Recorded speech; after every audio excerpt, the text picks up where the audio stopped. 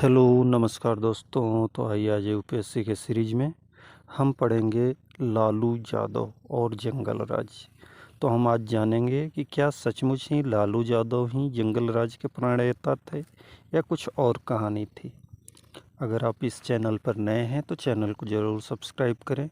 इस चैनल पर ऐसे ही सब्जेक्ट और मैथ की पढ़ाई रेगुलर तौर पे कराई जाती है। तो आइए देखते हैं लालू यादव की संक्षिप्त परिचय और उनके शासनकाल के बारे में। लालू प्रसाद यादव और बिहार के जंगल राज, नक्सलवाद, रणवीर सेना और जातीय संघर्ष की कहानी। लालू प्रसाद यादव एक ऐसा नाम जिसे बिहार के जंगल राज का जनक कहा जाता है। लेकिन क्या सच में लालू ही जंगल राज के प्रवर्तक थे? आखिर उनके राज में ऐसा क्या हुआ कि बिहार खून से लाल हो गया? चलिए आज जानते हैं नक्सलवाद के उदय से लेकर रणवीर सेना के जन्म तक और फिर नीतीश के शासनकाल को और लालू यादव के उस दौर तक जिसने बिहार को हिला कर रख दिया था। नक्सलवाद की आंदोलन का शुरुआत 1967 से पश्चिम बंगाल में नक्सलवाड़ी गांव में शुरू हुई थी। लेकिन ये मॉडर्न नक्सलवाद माओवाद का एक उदाहरण है। उससे पहले 20वीं सदी के शुरुआत में ही भारत ने नक्सलवाद अपना जड़ जमाना शुरू कर दिया था। लेकिन कुछ कारणों से, देश गुलामी के कारण और बहुत सारे ऐसे कारण थे जिसके चलते उसका प्रादुर्भाव वैसा नहीं हुआ जैसा कि बाद के 70 के दशक में हुआ। जब 1967 में पश्चिम गांव बंगाल के नक्सलवाड़ी गांव से नक्सलवाद की शुरुआत हुई, तो यहाँ पर भूमिहीन मजदूरों ने जमींदारों के खिलाफ सशस्त्र विद्रोह किया। इसकी आग जल्दी ही निकटवर्ती राज्यों में फैल गई, जैसे बिहार, उड़ीसा, झारखंड। तब का झारखंड बिहार का ही एक पार्ट हुआ करता था।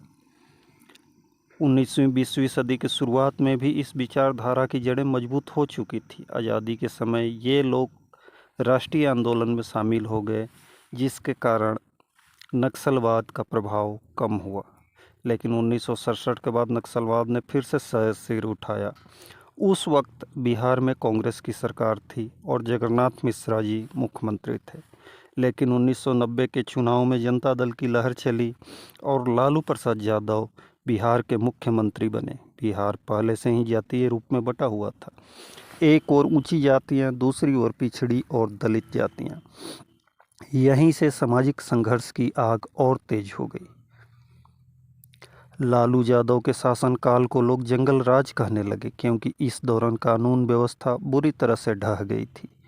नक्सली अपने बढ़ रहे थे और लोगों में डर गहराता जा रहा था। कहा जाता है कि लालू यादव के कुछ बयानों ने नक्सलियों को अप्रत्यक्ष रूप से बढ़ावा दिया, जैसे उनका मशहूर नारा भूरा बाल साफ करो, यानी भूमिहार, राजपूत, ब्राह्मण और लाला ये बिहार की ऊंची जातियों में से आते हैं। इनके प्रभुत्व को खत्म करो। इस जातीय तनाव भड़क गया। 1996 में बिहार के भोजपुर जिले में बेला गांव में भूमिहार जाति के किसानों ने एक निजी सशस्त्र मिलिशिया का गठन किया, जिसका नाम वहां के कुल देवता रणवीर सिंह के नाम पर रणवीर सेना रखा गया। इसका नाम रखा गया रणवीर बाबा के नाम पर, जो वहां के लोक देवता या कुल देवता के रूप में जाने जाते हैं। इस सेना का घोषित उद्देश्य था नक्सलियों से रक्षा, लेकिन वास्तव में इसने दलित और पिछड़ी जातियों का नरसंहार शुरू कर दिया। और फिर बिहार में हुआ रक्त रंजित संघर्ष की शुरुआत। 1996 से 2000 के बीच में बिहार में सैकड़ों बड़ी नरसंहारें हुई। कुछ बड़े नरसंहार इस तरह से हैं। 1996 में बथनी टोला भोजपुर रणवीर सेना ने 21 से अधिक भूमिहीन मजदूरों की हत्या की। 1999 सेनारी जहानाबाद नक्सलियों ने 34 भूमिहारों को मार डाला। 2000 मियाँपुर इस कड़ी का आखिरी नरसंहार माना जाता है, जिसमें मियाँपुर गांव औरंगाबाद जिले के अंदर आने पर वाला मियाँपुर गांव में 35 ग्रामीणों की हत्या हुई। इसमें मुख्यतः यादव समाज के लोग मारे गए। हर हत्या के बदले एक नया हत्या और खूनी संघर्ष की शुरुआत हो रही थी और बिहार की धरती पर खून की लकीर गहरी होती गई। कई लोगों का मानना था कि उस समय पुलिस प्रशासन रणवीर सेना के प्रति नरम रवैया रखा था, क्योंकि सीपीआई-एमएल जैसे नक्सली संगठन प्रतिबंधित थे और उनसे लड़ने के लिए एक निजी सेना और औजार बन गई थी। हालांकि यह बात कभी आधिकारिक रूप से साबित नहीं हुई। लालू सरकार पर आरोप लगता है कि उन्होंने कानून व्यवस्था को मजबूत नहीं बनाया और इसी से जंगल राज की छवि और गहरी हो गई।